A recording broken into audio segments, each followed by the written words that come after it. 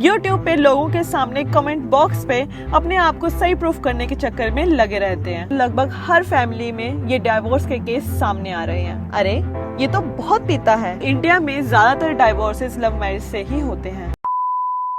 Hey everyone, welcome back to my channel. Hope आप सब लोग बहुत अच्छे होंगे। डाइवोर्स, पहले तो ये नाम सिर्फ वेस्ट के देशों में ही सुनने मिलता था।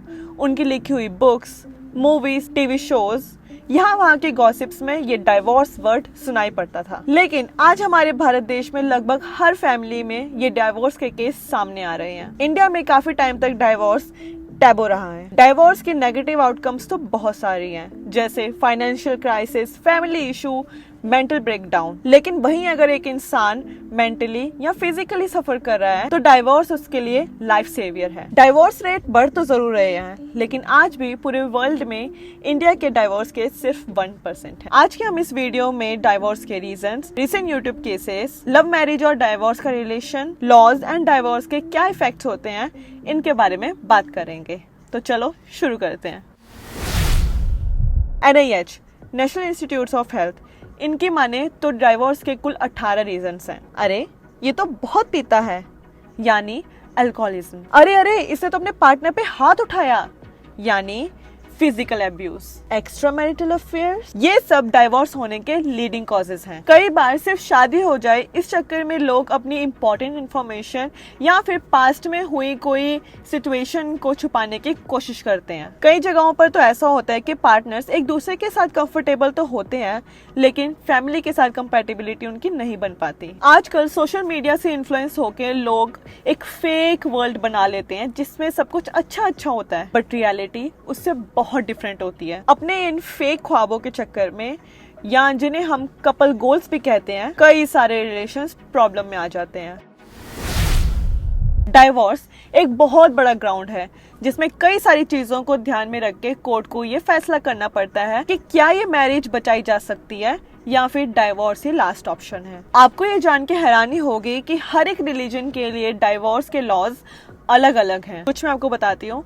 Section 13B Hindu Marriage Act. Dissolution of Marriage Act 1939 is for Muslims. Section 10A for Indian Divorce Act is for Christians. Parsi Marriage and Divorce Act 1936 is for Parsis. अगर आपके पार्टनर को कोई भी कम्युनिकेबल डिसीज है तो भी आप case कर सकते हैं। अगर आपका पार्टनर रिलीजन चेंज कर दे या फिर सांसारिक जीवन छोड़ दे या फिर आपको मोर देन 2 इयर्स के लिए अबैंडन कर दे, तब भी आप केस फाइल कर सकते हैं। एक्स्ट्रा मैरिटल अफेयर के लिए भी स्पेशल लॉज मेंशन है। मुस्लिम्स में पहले ट्रिपल तलाक भी एक valid reason of getting divorce था, बट 2019 में इसे खारिज कर दिया गया।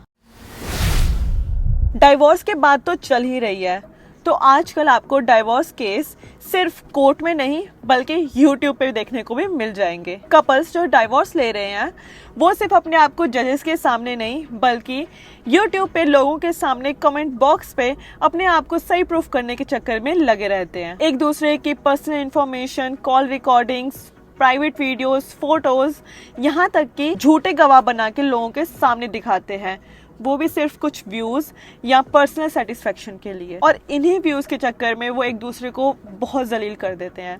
वो ये नहीं सोचते कि कुछ टाइम पहले वो उसकी पत्नी थी या उसका पति था। ये बातें ना आपस में, फैमिलीज में या कोर्ट में अगर सॉल्व की जाए तो वो ज्यादा बेटर रहेंगी, वरना हम क्रिएटर्स तो आपकी बातें कंटेंट बनाने के लिए ही करेंगे।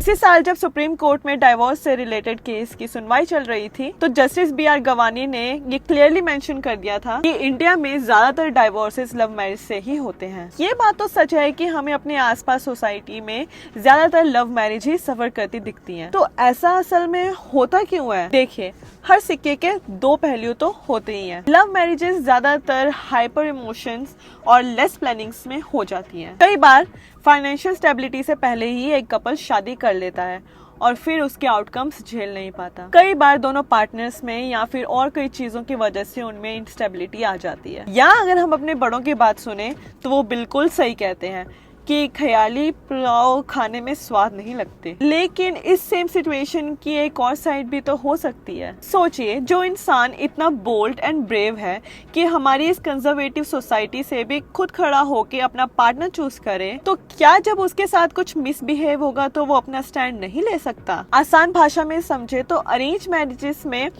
फिजिकल अब्यूज बहुत देखा जाता है, बट फीमेल के साइड से कोई लीगल एक्शन नहीं लिया जाता। लेकिन अगर यही चीज किसी ऐसी लड़की के साथ हो जिसने अपना पार्टनर खुद चूज किया हो, तो वो अपना स्टैंड जरूर लेती है। और हाँ, बहुत चांसेस है कि अपने साथ हुए ऐसे बिहेवियर के लिए वो जस्टिस की डिमांड जरूर करेगी। तो इससे हम ये कंक्लूड कर सकते हैं कि जहां आपसी कॉन्फ्लिक्ट्स की वजह से लव मैरिजेस नहीं चल पाती, वहीं ये साइड भी हो सकती है कि अरेंज मैरिजेस में इन चीजों पे कॉम्प्रोमाइज किया जाता है, जो कि बिल्कुल गलत है। बाकी अगर चीजें खराब होनी होगी तो वो कहीं भी कैसे भी हो जाएगी, and divorce is not the end.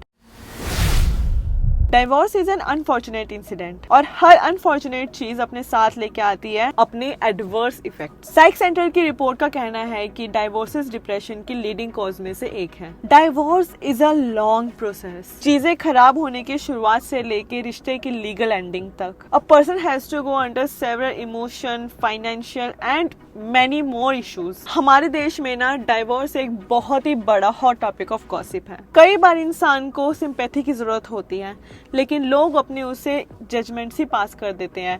That is a victim blaming. Society के जजमेंट्स, मेंटल और इमोशनल हेल्थ की कॉम्प्रोमाइजेज से लेके अल्कोहल अब्यूज तक डाइवोर्स एक बहुत बुरी छाप छोड़ जाता है। मोरओवर, अगर कोई कपल डाइवोर्स से पहले पेरेंट्स बन जाते हैं तो चीजें और ज्यादा खराब हो जाती हैं। बच्चे की कस्टडी, उसकी अपब्रिंगिंग, बच्चे की मेंटल हेल्थ बहुत कुछ सफर करता है, जो कि किसी भी बच्चे के लिए बिल्कुल हेल्दी इन्वायरमेंट नहीं है। सो मैं तो यही बताना चाहूंगी कि अपने रिश्ते को जैसे तैसे बचाइए, सामने बैठ के अपने सारे प्रॉब्लम सॉल्व कीजिए, तो मे बी ये डाइवोर्सेस ना हो।